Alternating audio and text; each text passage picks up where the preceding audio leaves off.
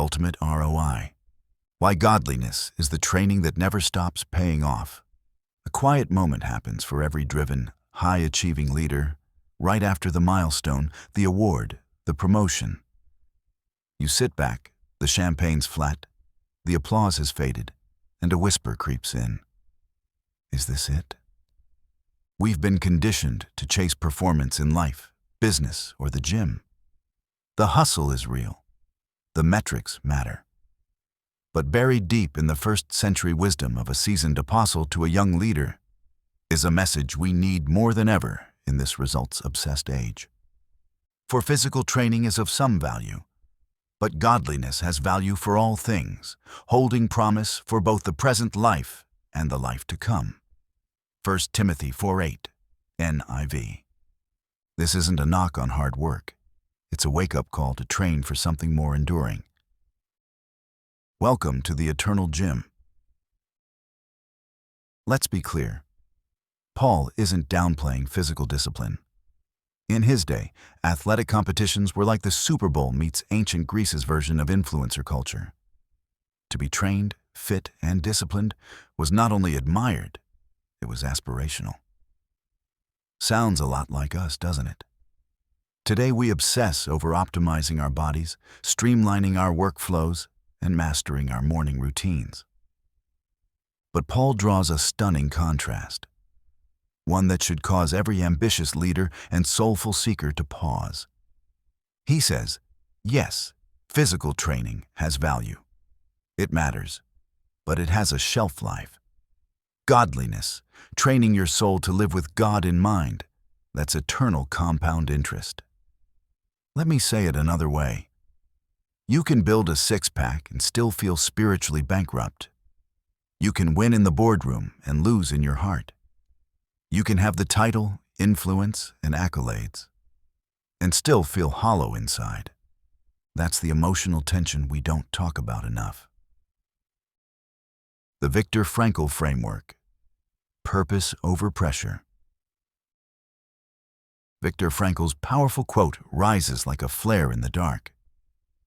Life is never made unbearable by circumstances, but only by lack of meaning and purpose. Read that again. Let it sit. We're all building something. Businesses, teams, families, futures. But if your construction lacks a foundation of meaning, you're setting yourself up for collapse. This is where godliness becomes more than a church word. It becomes a leadership strategy, a purpose map, and a life-preserving discipline. To be godly isn't to be perfect. It's to be anchored. It's to live and lead with eternity in view. It's making decisions that prioritize integrity over impulse, truth over trends, and people over platforms. In doing that, you unlock the most profound form of ROI, a life that resonates in the present and the future. Training with God in view. One phrase is an anchor for the entire reflection. Living life with God in view. That's godliness in action. It's not about religious performance. It's about alignment. It's the quiet conviction that guides your late-night emails, your client calls, and your team conversations. It keeps your ego in check when praise floods in and holds you steady when criticism tries to take you out. Professionally, this changes everything. You don't just work for profit, you work with purpose. You don't just lead to be followed, you lead to serve. And you don't just scale your business, you multiply your impact. Spiritually, it's even more profound.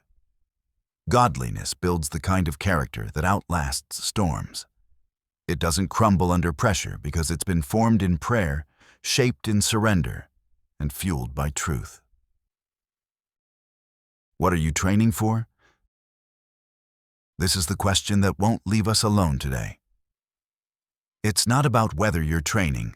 We all are. The real question is, what are you training for? Are you only chasing success in systems, strategy, and scale? Or are you developing a life that will still hold value when those systems break, when the metrics shift, when the stage goes quiet. If you're a business leader, creator, or builder, you know how much effort goes into the work that matters. Imagine what would happen if that same intentionality were applied to your soul. Imagine a rhythm of prayer as steady as your meetings. Imagine a heart trained in listening, in patience, in grace. Imagine a life so grounded in godliness that your identity isn't shaken when the algorithm changes, the deal falls through, or the season shifts. Paul meant this when he said godliness is profitable in all things. It strengthens you today. It secures you forever. No more hollow hustle. Let's call it out. The world will never stop rewarding the hustle. But heaven rewards the heart. You'll never regret building character, cultivating compassion, and pursuing Christ-like integrity. It's not flashy or viral, but it's eternal. And in a world entire of performers, godliness is your unfair advantage. So here's your next step. Audit your training. What routines are shaping you, spiritually, relationally, and professionally? What disciplines need adjusting? What rhythms need restoring? Then commit not to perform, but to be transformed. Because a godly life doesn't just succeed, it speaks. It heals. It lasts. Train for that.